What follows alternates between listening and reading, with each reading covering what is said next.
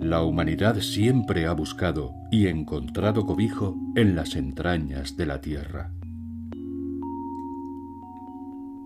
En acogedoras cuevas, que incluso en nuestros días son el hogar de humildes y románticos.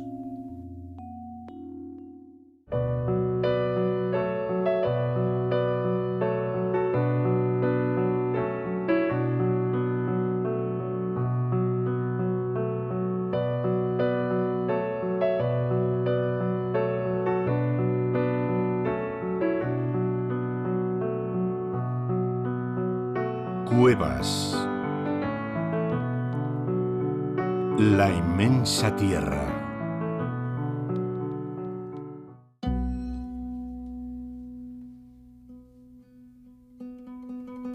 Aunque puede resultar extraño, cada vez son más las personas que sueñan con vivir en los hogares de nuestros antepasados.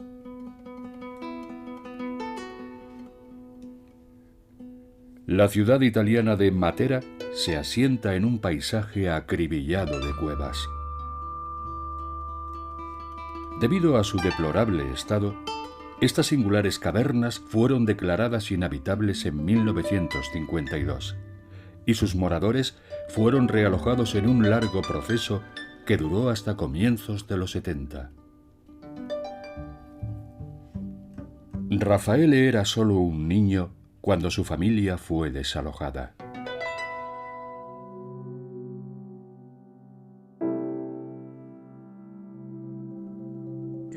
Yo nací en los famosos Sassi de Matera y allí viví hasta los 6 años. Yo tenía esa edad en 1963, cuando mi familia fue realojada en la parte moderna. Estos asentamientos son muy antiguos. Todo comenzó en la Edad de Piedra, en estas cuevas que aquí llamamos Sassi, que significa piedras. La ciudad está situada sobre una cresta flanqueada por vertiginosos desfiladeros, y aunque la cima es de arcilla dura, las empinadas paredes son de toba volcánica, una roca porosa y ligera que propició la excavación de innumerables cuevas. Un intrincado laberinto de senderos adoquinados con piedras conectaba las viviendas trogloditas. Y lo que en su día fue una montaña, se convirtió en una ciudad esculpida en la propia piedra,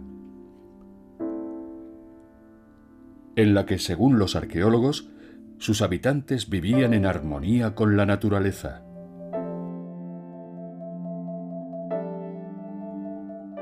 Las primeras cuevas fueron excavadas en lo alto de la montaña y poco a poco la excavación continuó ladera abajo y de izquierda a derecha, perforando entradas en todo el perímetro desde la cima hasta la base y creando en el interior un laberinto invisible. El 80% de los Sassi de Matera fueron excavados por el hombre. Fue un proceso largo, extenuante y laborioso que levantó un montón de polvo. Los recuerdos de infancia de Raffaele permanecen vívidos en su memoria,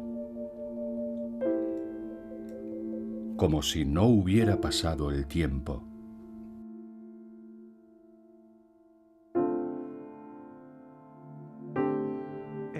Esta es una fiel reconstrucción de cómo eran los Sassi cuando yo era pequeño. Hasta 1952, en estas cuevas habitadas convivían personas y animales. La especie más frecuente era la mula. Nosotros teníamos un caballo blanco que era muy grande y alto. A mí me encantaba pasar corriendo por debajo de él.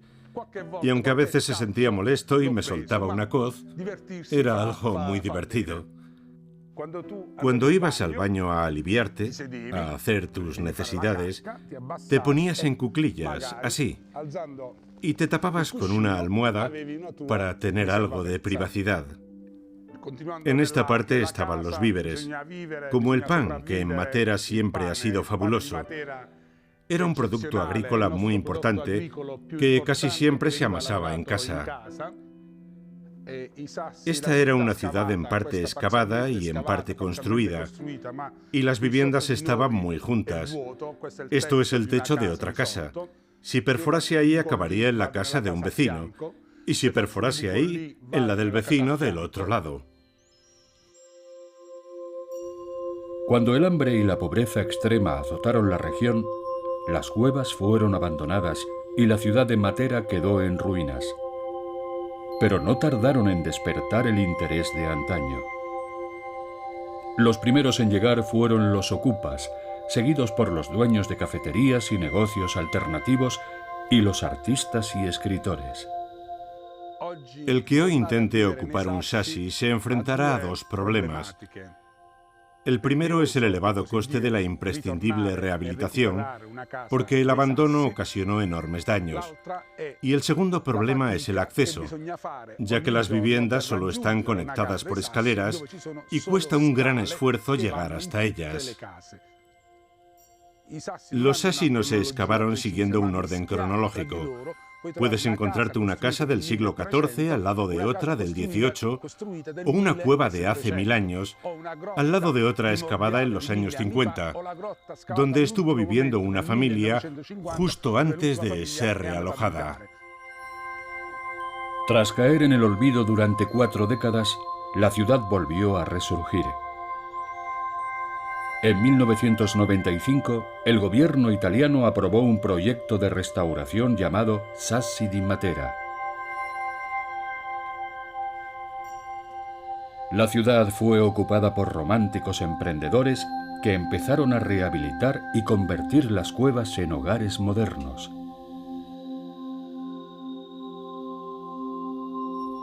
Antonio es un arquitecto radicado en Matera, al que apasiona la recuperación de tan valioso patrimonio. 1995 fue un año muy importante, porque hubo una nueva generación de arquitectos que empezó a interesarse por la restauración de los Sassi. Hasta entonces fui el único apasionado por el proyecto.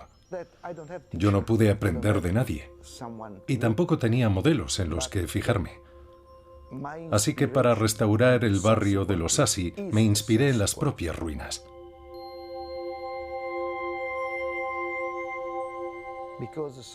Si tienes la capacidad de escuchar lo que dicen las piedras, descubrirás que cada una tiene su propia historia que contar.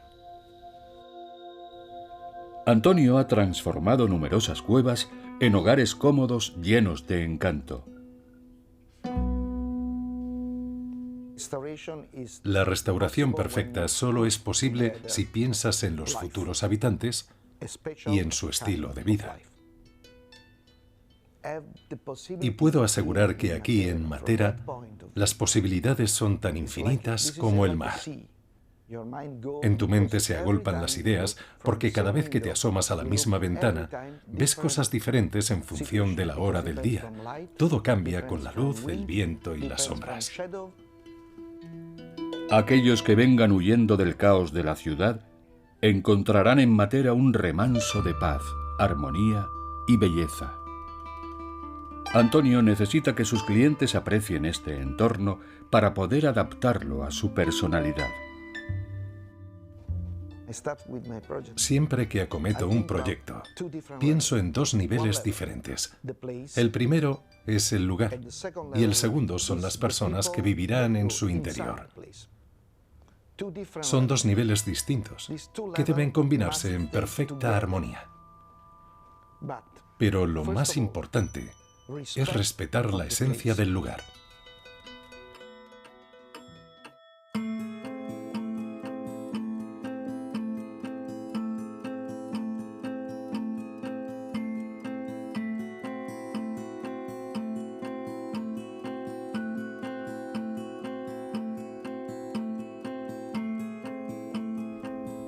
Francesca es de Siena, de la región de la Toscana. Y desde que descubrió estas cuevas, solo pudo pensar en una cosa: convertir una de ellas en su hogar soñado. Supe al instante que quería vivir aquí. Lo tuve claro desde el principio, porque la primera vez que vine, y en eso coincidí con muchos otros visitantes, tuve la sensación de que había algo mágico en este lugar y la seguridad de que quería integrarme en esta atmósfera.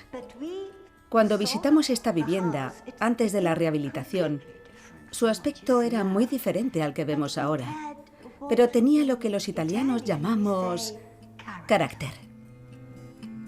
La casa es una combinación de varias cuevas conectadas por intrincados pasillos. Antonio y Francesca deseaban mantener la atmósfera original de los antiguos Sassi, añadiéndole un toque moderno. El suelo lo pusimos nosotros.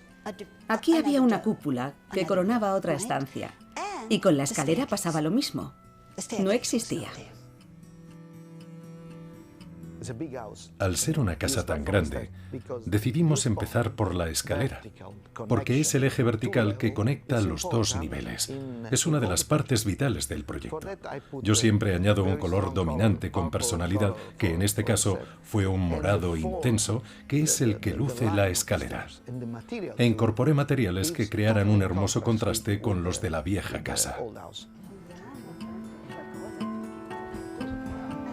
Durante sus miles de años de existencia, este hogar troglodita cambió de propietario numerosas veces.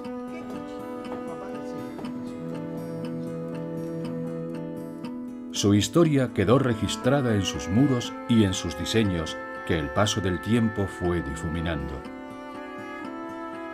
Pero Francesca y Antonio lograron preservar parte de su pasado, incluido este antiquísimo mural.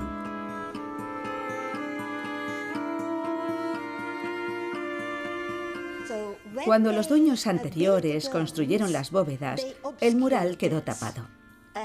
Y fuimos nosotros, con la ayuda del arquitecto, quienes lo redescubrimos y restauramos.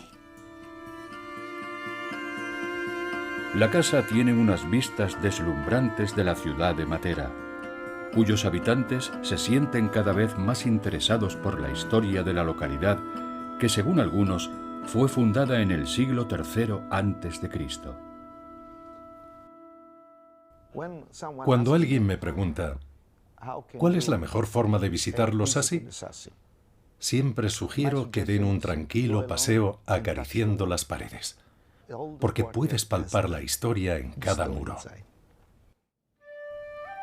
El creciente auge de Matera ha revitalizado su cultura y ha convertido algunas de sus cuevas en un paraíso para los músicos.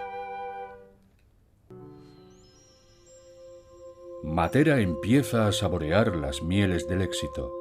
Lo que en el pasado fue visto como una localidad estrambótica y cavernícola azotada por la pobreza, es hoy una ciudad en pleno renacimiento, repleta de cultura y encanto.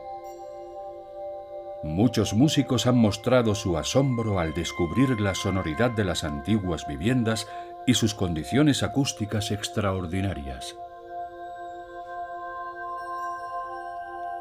Daniela Pascale es una apasionada flautista.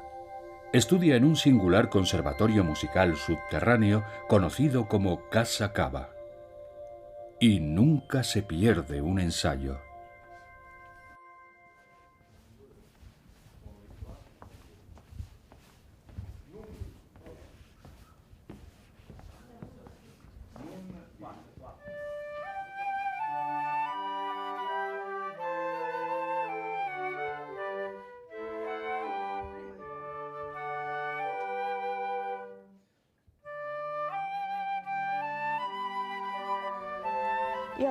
Llevo 9 años tocando la flauta.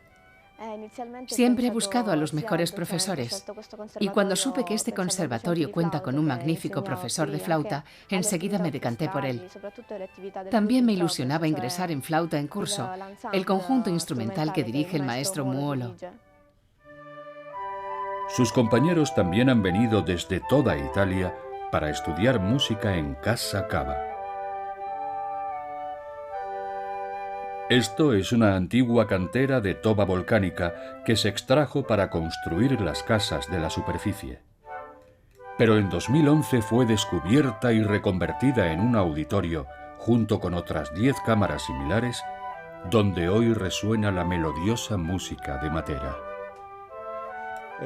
Es una estructura tan hermosa como admirable. El auditorio tiene un aforo de 150 butacas y está inmerso en un marco arquitectónico moderno y muy singular. Comenzó a ofrecer espectáculos hace 2 años y su acústica es extraordinaria. Es el lugar perfecto para grabar un CD, gracias a sus formaciones únicas de toba volcánica y a su superficie rugosa e irregular. Sutiles modificaciones crearon un entorno acústico aún más equilibrado. En las paredes se perforaron hendiduras escalonadas para absorber mejor las ondas, y junto a las estructuras que sujetan el techo se instalaron paneles reflectantes. En el escenario de Casa Cava ofrecemos conciertos de conjuntos instrumentales. Tenemos varias orquestas. Este conjunto se llama Flauta en Curso. El conservatorio ha impartido lecciones a 1.200 alumnos. Su sonido puro y lleno de matices representa una atracción irresistible. Todo gracias a la extraordinaria sonoridad de estos muros que ayudará a Daniela a mejorar su técnica. Cuando tocas aquí, sientes el impacto directo de lo que estás escuchando. En un futuro espero poder incorporarme a una orquesta e incluso tocar como solista.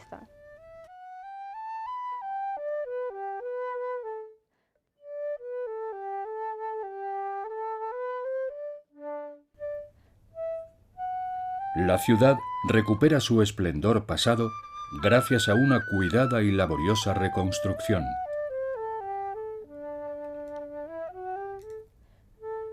Que ha conseguido erigir en un paraje abandonado un hotel tan singular como el Sextantio Le Grotte de la Civita. Sus sencillas y confortables habitaciones permiten imaginar cómo era la vida en las antiguas cuevas. Un logro que forma parte de una campaña para resucitar la zona impulsada por un apasionado emprendedor. Es una idea muy insistente que llevaba mucho tiempo rondándome por la cabeza. El mundo moderno en el que hoy vivimos está sometido a los grises e insensibles bandazos del mercado global. Pero existen lugares como este, que algunos consideran marginales, que a pesar de estar alejados de los centros históricos italianos clásicos, han sabido conservar su identidad. Y mi objetivo es mantener ese enfoque centrado en su personalidad a la hora de restaurar este patrimonio histórico menos conocido. El buen gusto y la perfección inundan sus 18 habitaciones. Pero estas son algo más que un simple alarde estético con un toque de lujo. Son la prueba del esfuerzo de sus diseñadores por resucitar la estética y el espíritu arquitectónico de un pasado lejano. Muchos lugares históricos presentan graves daños causados por un largo abandono, lo que te obliga a restaurarlos respetando ciertos límites. Nosotros elegimos un enfoque muy conservador, porque aquí se respira historia. No hace falta añadir nada para impresionar al cliente. Daniele deseaba salvaguardar su legado histórico, lo que acarreó gastos y planteó retos muy considerables. El hotel debía ofrecer el confort y el lujo que sus clientes merecían, así que las antiguas viviendas fueron desmontadas con sumo cuidado para instalar el cableado eléctrico y la fontanería. Una vez terminados los trabajos, cada piedra volvió a ser colocada en su lugar original, respetando la antigua apariencia. Los arquitectos se enfrentaron a grandes desafíos.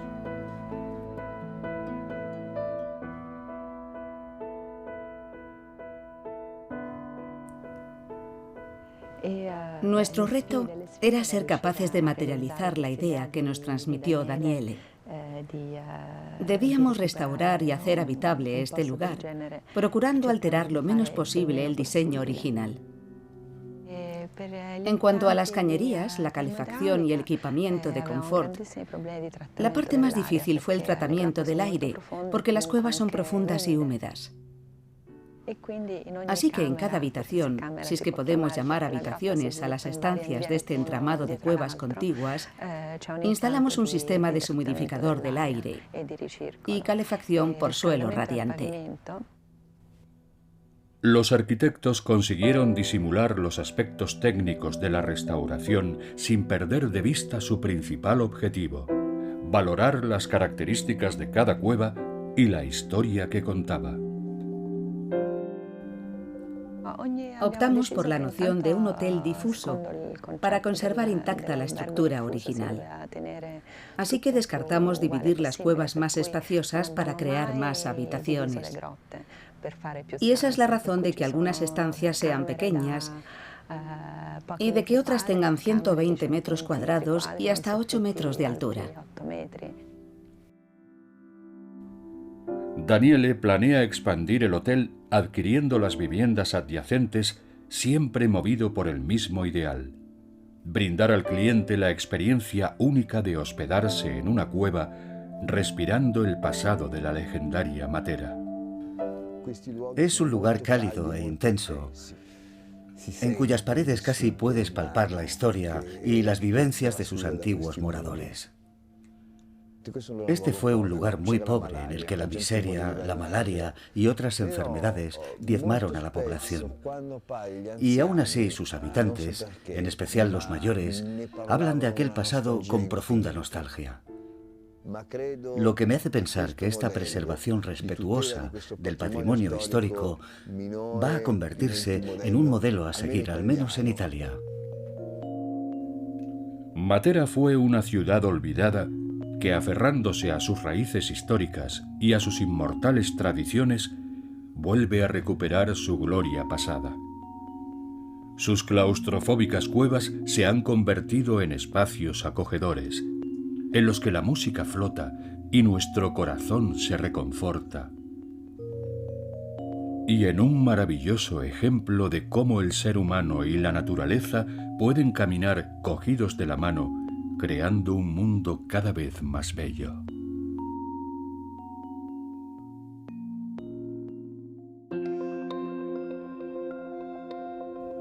En muchas leyendas, las cuevas son lugares hostiles y peligrosos. Pero siempre ha habido valientes que, venciendo el miedo, conquistaron sus húmedas galerías. En algunas narraciones de la antigua Grecia y la poderosa Roma, las cuevas fueron descritas como portales del infierno. Su oscuridad y su aislamiento crearon una imagen tenebrosa, que hoy sigue siendo desafiada por una increíble aldea del siglo XIII situada a 1 hora de camino de la ciudad iraní de Tabriz.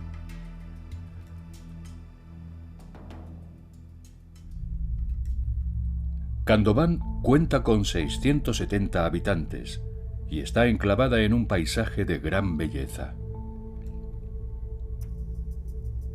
en el que destacan el monte Saján, un estratovolcán, y el hermoso valle del río Osku.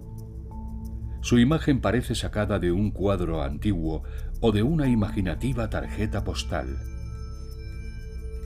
Pero su característica más especial es que sus habitantes viven en cuevas, en hogares trogloditas en forma de cono. En un pasado ya muy lejano, una erupción del monte Saján esparció roca y cenizas por todo el territorio, formando estructuras que fueron compactándose hasta adoptar su actual forma cónica. El volcán se encuentra hoy inactivo. Su última erupción se produjo hace 11.000 años, por lo que estas maravillas arquitectónicas no tienen nada que temer. La sabiduría local afirma que los primeros pobladores llegaron a esta zona remota hace más de 800 años.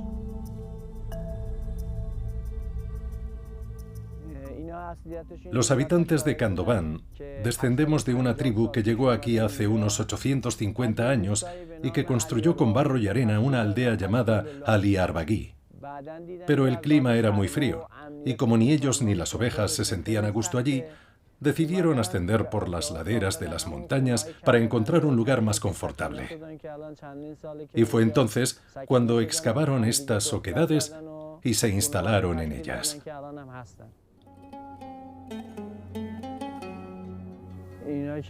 Excavaron las cuevas con picos rudimentarios, piedra a piedra, lo que requirió un enorme esfuerzo.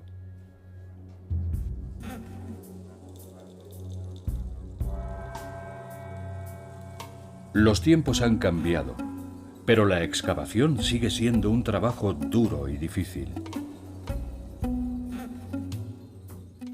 Continúa siendo una tarea ardua y fatigosa, pero para nuestros antepasados las cosas eran mucho más difíciles.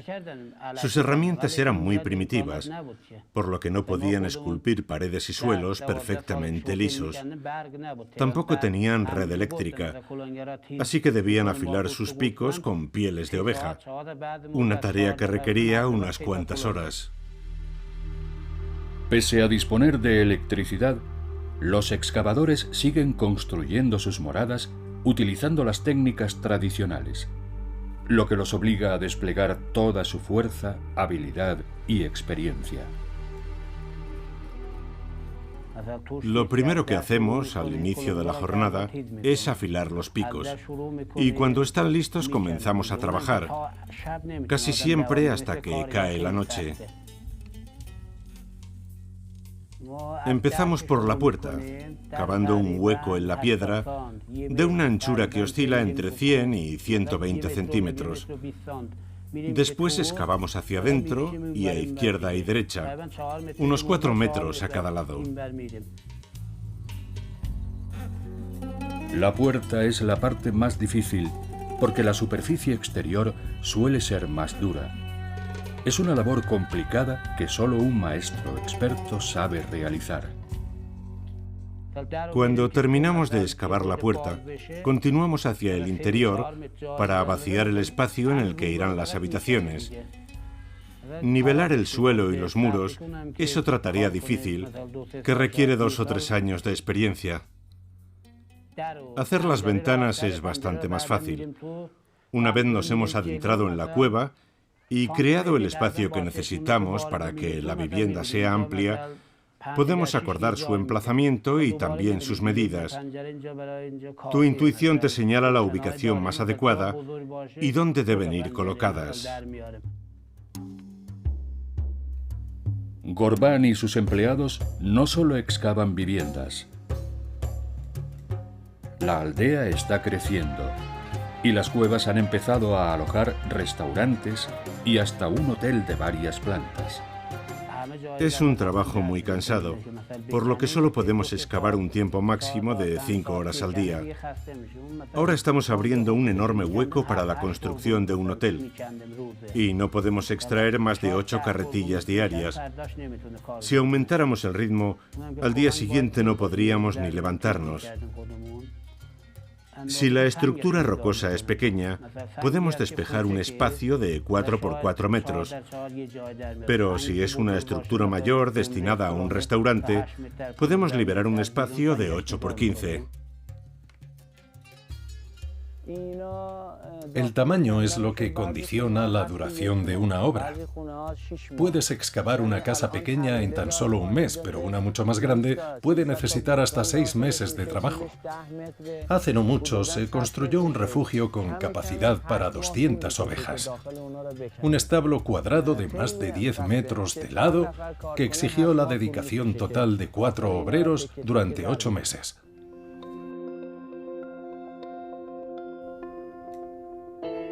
La vivienda típica de Kandován posee entre 2 y 4 plantas. La más baja suele usarse como establo. En la segunda y tercera se ubican los aposentos. Y la de mayor altura, por regla general, funciona como almacén. Estas moradas perforadas en la roca siempre han sido una alternativa a la construcción en tierra firme gracias a sus virtudes naturales. La piedra pómez, expulsada por el volcán, es un elemento omnipresente en las cuevas. El aire que encierra en su interior convierte a esta roca en un gran aislante térmico que garantiza temperaturas frescas en verano y suaves en invierno. El calor inicial de los residuos de la erupción ayudó a compactar las estructuras creadas, formando robustos muros capaces de soportar niveles superpuestos y resistir la violencia de un seísmo. Estas viviendas son casi indestructibles. Su fortaleza les permite aguantar las lluvias más intensas sin ningún tipo de filtración e incluso las sacudidas de un terremoto. Otra virtud natural que brinda la peculiar composición de esta roca volcánica es su aislamiento térmico. En invierno las casas se calientan con un pequeño radiador y en verano, como están pegadas a la montaña, se enfrían con rapidez. No necesitan climatización. Estas casas podrían resistir un terremoto, lo mismo que las montañas. Si los muros tienen un grosor de más de 20 centímetros, ni siquiera la nieve penetrará en su interior. Solo si su espesor es inferior, a veces se observan humedades. Y si el grosor de los muros es de entre 50 centímetros y 1 metro, la vivienda lo aguantará todo. Pero la robustez de las rocas no lo es todo.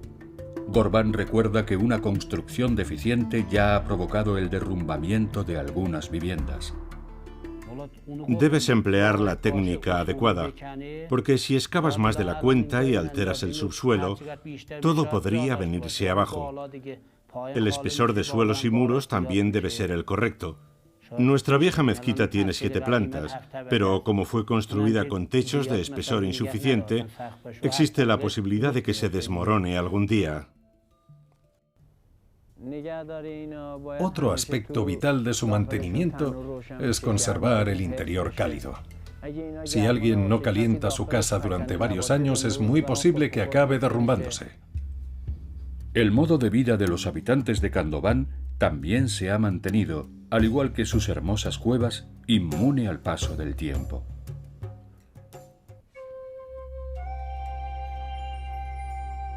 En la aldea también existen edificios modernos, pero su mayor orgullo son sus viviendas rocosas en forma de cono que recuerdan a una gigantesca colonia de termitas.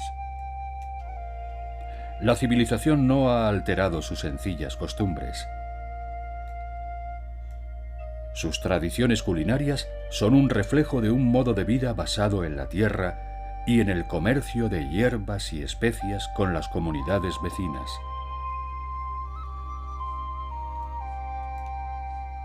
Este experto cocinero de Khandoban nos desvela algunas de las especialidades culinarias de la aldea y sus métodos de preparación. Nuestras especialidades son el kebab o brocheta de carne, el disi o estofado y nuestras aromáticas albóndigas. Pero también hacemos otros platos, como las brochetas de pollo y los arroces. Casi toda la carne procede de nuestra aldea y de ovejas que cumplen la normativa sanitaria. Compramos los pollos con los que hacemos las brochetas en una ciudad vecina de Azerbaiyán. Pero la carne de las albóndigas, nuestras famosas kufte, proviene de nuestra aldea. Y las verduras y las especias también son cosechadas aquí. Yabani aún recuerda los métodos de conservación ancestrales que se usaban hace 30 años cuando él era casi un niño. En el pasado, y hasta hace no muchos años, empleábamos carne en conserva para elaborar el disi, el estofado. En aquel entonces no teníamos frigoríficos que mantuvieran frescos los alimentos, así que conservábamos la carne en su propio aceite. Los jóvenes ayudan a sus progenitores a cultivar y cosechar los campos, cuidar de los animales y a excavar cuevas. Oficios tradicionales que, junto a la confección de tejidos, fueron introducidos por los fundadores de la aldea. Mohammad se gana la vida como pastor y nunca ha querido ser otra cosa.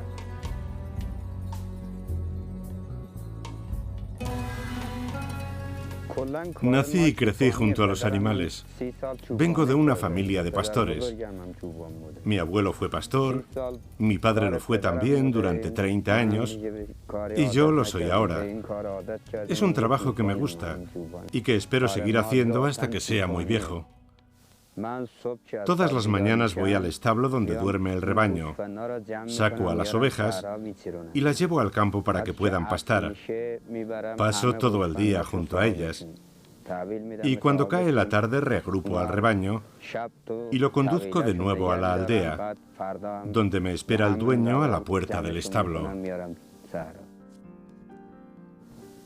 Las ovejas me obedecen. Hacen todo lo que les digo, porque saben que pienso en ellas y en su bienestar. Se acostumbran desde muy pequeñas a escuchar tu voz y a comprender tus órdenes. Las cuevas también acogen a las ovejas. Cuando hace calor, pasan el día entero en campo abierto, donde pueden atiborrarse de pasto y pasear por los alrededores sin alejarse mucho, para no convertirse en presas de algún lobo errante. Pero cuando hace frío, los rebaños vuelven a los cálidos y seguros establos construidos en las históricas cuevas de Khandován. En el campo tienes que convivir con la lluvia y las tormentas. Nos hemos adaptado a pasar el día a la intemperie, cuidando de los animales. Pero cuando nieva, llevamos a las ovejas de vuelta a la aldea para que no pasen frío. Y siempre nos adaptamos a la capacidad del establo. Si vemos que ya está lleno, buscamos otro que esté disponible. En un recinto en el que solo caben 60 ovejas, no metes ni una más, porque estar apretujadas no es bueno para ellas.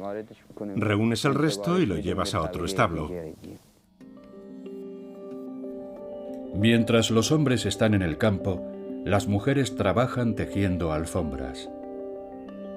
Un oficio tradicional que aún pervive en Khandován, en el que las iraníes son maestras. El antiguo arte de tejer alfombras se ha convertido en una señal de independencia financiera.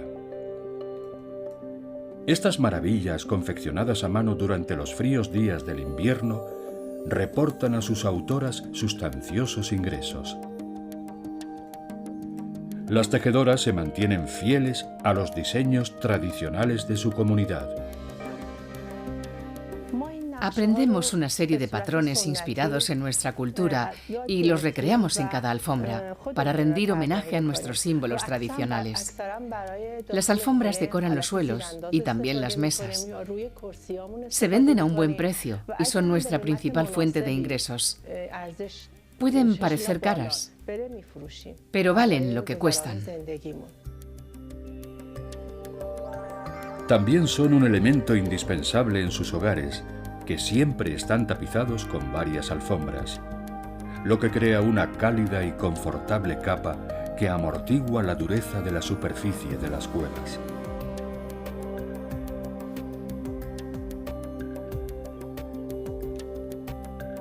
La artesanía tradicional de Khandován es un factor vital de su economía y una parte integrante de su patrimonio cultural.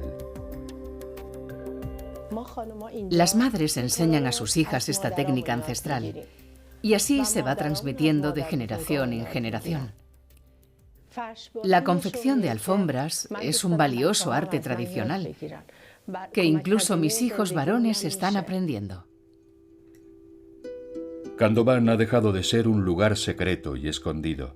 Sus insólitas moradas se han convertido en una atracción irresistible para miles de visitantes que viajan hasta aquí para contemplar este prodigio. El turismo se ha convertido en una industria floreciente y ha impulsado a muchos de los habitantes de la aldea a cambiar de oficio. Nuestro modo de vida y nuestras ocupaciones tradicionales, como el pastoreo, la agricultura, la excavación de cuevas y la confección de alfombras, no han cambiado apenas durante los últimos 200 años. Los oficios que practicaban nuestros antepasados siguen siendo los más populares. Pero las cosas han cambiado un poco. Khandován se ha convertido en un destino turístico que recibe cada año a miles de visitantes. Y gracias a eso, ahora contamos con otra fuente de ingresos.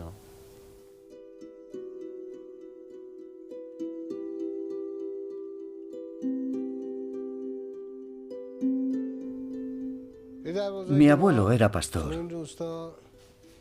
Mi padre siguió sus pasos y los de casi todos sus antepasados. Y yo, cuando era un niño, decidí seguir la tradición familiar. Me gustaba estar en el campo y cuidar de los animales, así que fui pastor y agricultor hasta que cumplí los 20 años. Pero cuando comenzó la afluencia de visitantes, decidí cambiar de oficio y me hice cocinero. Khandován es una novedad muy interesante por sus maravillas naturales y atrae a muchos turistas a los que les encanta mi comida. Desde el punto de vista de un forastero, Khandován es una pintoresca fantasía rural, una aldea anclada en el pasado. Pero para sus habitantes es ese hogar cálido y acogedor que excavaron en la roca, un lugar que tras ser despojado de su oscuridad claustrofóbica, cobijó a una comunidad sencilla, despreocupada y amigable. Me encanta Khandován. Prefiero ser un humilde pastor en estos campos que vivir y trabajar en Teherán, nuestra gran capital.